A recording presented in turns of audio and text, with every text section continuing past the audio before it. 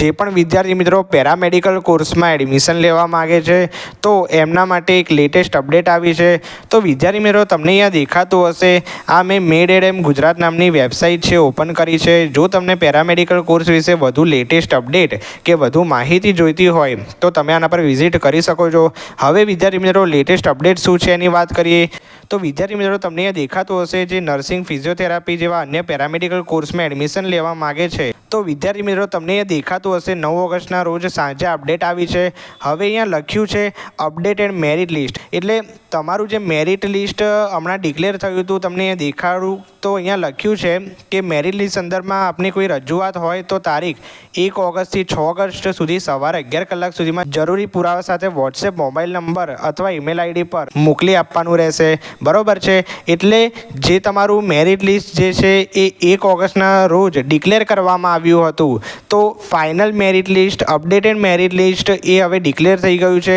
એટલે કે જો તમને કોઈ સુધારા વધારા હોય અથવા તો મેરિટ લિસ્ટમાં તમારી કોઈ ખામી હોય અથવા તો તમારું મેરિટ લિસ્ટમાં નામ ના આવ્યું હોય તો એના માટે આ મેરિટ લિસ્ટ જોવા માટે માત્ર બહાર પાડવામાં આવ્યું હતું અને એની ક્વેરી છે એ 1 ઓગસ્ટથી લઈને 6 ઓગસ્ટ સુધી સ્વીકારવામાં આવી હતી। તો ફાઇનલી વિદ્યાર્થી મિત્રો 9 ઓગસ્ટના રોજ આ અપડેટેડ મેરિટ લિસ્ટ છે એ તમને અહીંયા દેખાતું હશે જાહેર થઈ ગયું છે।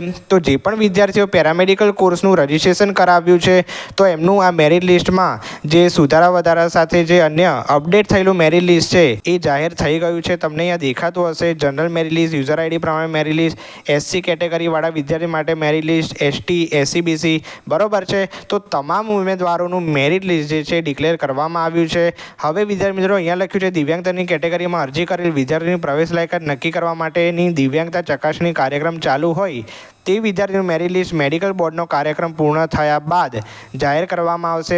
આ વિદ્યાર્થીઓનું જનરલ મેરિટ લિસ્ટ તેમજ દિવ્યાંગતાનું મેરિટ લિસ્ટ પછીથી જાહેર કરવામાં આવશે। તો વિદ્યાર્થી મિત્રો જે પણ પીડબ્લ્યુડી ઉમેદવારો છે એટલે કે જે દિવ્યાંગતામાં આવતા હોય કોઈ શારીરિક ખામી ધરાવતા વિદ્યાર્થીઓ હોય તો એમનું મેરિટ લિસ્ટ જે છે એ પછીથી જાહેર કરવામાં આવશે।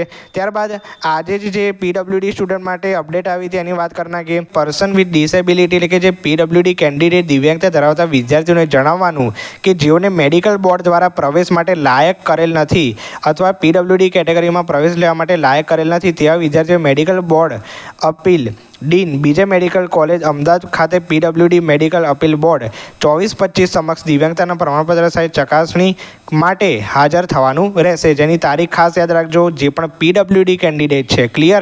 તો 12 ઓગસ્ટથી લઈને 14 ઓગસ્ટ સુધીનો સમય આપ્યો છે અને 16 ઓગસ્ટ સુધીનો સમય છે, બરાબર। 15 ઓગસ્ટે તમારે જવાનું નથી। જે પણ પીડબ્લ્યુડી કેન્ડિડેટ છે એમના માટે ન્યૂઝ છે તો એમણે જે એમના વેરિફિકેશન માટે ક્યાં જવાનું છે ભાઈ બીજે મેડિકલ અમદાવાદમાં જે વેરિફિકેશન હોય એમના માટે જવાનું રહેશે।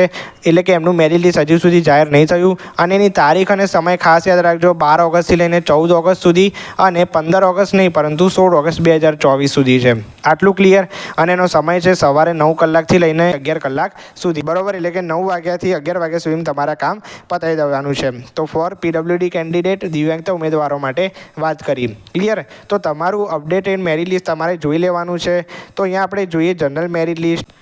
તો હવે વિદ્યાર્થી મિત્રો તમને અહીંયા જનરલ મેરિટ લિસ્ટ દેખાતું હશે એની વાત કરીએ આપણે તો અહીંયા જે અપડેટ થયેલું જનરલ મેરિટ લિસ્ટ છે એટલે કે તમામ કેટેગરીના ઉમેદવારોનું જે મેરિટ લિસ્ટ છે અહીંયા ડિક્લેર કરવામાં આવ્યું છે। તમે તમારું નામ પીડીએફમાં સર્ચનો ઓપ્શન આવે એમાંથી ચેક કરી શકો છો। ત્યારબાદ તમારી અહીંયા જે સ્ટ્રીમ છે એ દેખાડી દીધી છે, ત્યારબાદ તમારો જે મેરિટ માર્ક છે એ પણ અહીંયા દેખાડી દીધા છે, ક્લિયર। ત્યારબાદ બીએસસી નર્સિંગ માટે બીપીટી, બીઓ, બીઓટી, બરાબર, એટલે કે જે ફિઝિયોથેરાપી ઓપ્ટોમેટ્રી કોર્સ છે એમાં એડમિશન લેવા માગતા હોય તો વિદ્યાર્થી મિત્રો રીમાર્કનો મતલબ શું થાય એની વાત કરીએ તો વિદ્યાર્થી મિત્રો તમને અહીંયા દેખાતું હશે પહેલાં તો રીમાર્ક 1ની વાત કરીએ તો કાસ્ટ ક્વેરી, તો જે પણ વિદ્યાર્થીઓને કાસ્ટ ક્વેરી હોય એમના માટે રીમાર્ક 1નો ઓપ્શન છે। ત્યારબાદ મોસ્ટ ઓફ બધામાં જે 4 લખ્યું છે રીમાર્ક એનો મતલબ શું થાય તો your claim of reserve category is subject to finalise competent authority of Gujarat state, એટલે કે જે પણ ઉમેદવારો રિઝર્વ કેટેગરીમાં આવતા હોય એટલે કે જે એસસી, બીસી, એસસી, એસટી તો એમાં આ જે રીમાર્ક છે એનો ઓપ્શન આપેલ છે બરાબર. ત્યારબાદ જે EWS જનરલ કેટેગરીના ઉમેદવારો છે એમને રિમાર્કનો ઓપ્શન જોવા મળશે નહીં. બરાબર. તો તમારું મેરિટ લિસ્ટ છે એ ફરીવાર તમારે ચકાસી લેવું. બરાબર. એટલે કે કોઈ આમ ભૂલ જેવું હશે જ નહીં. એટલે તમને હવે જે મેરિટ લિસ્ટ છે ફાઇનલી જાહેર થઈ ગયું છે. બરાબર. ત્યારબાદ 5 થી 6 દિવસમાં તમારું જે ચોઇસ ફિલિંગ છે એની માહિતી આવશે. તો આપણી ચેનલ પર એનો વિડીયો આવશે, તો જલ્દીથી ચેનલને સબસ્ક્રાઈબ કરી દેજો આવી જ નવી માહિતી જાણવા માટે. તો વિદ્યાર્થી મિત્રો, વિડીયો અહીંયા સમાપ્ત કરીએ છીએ.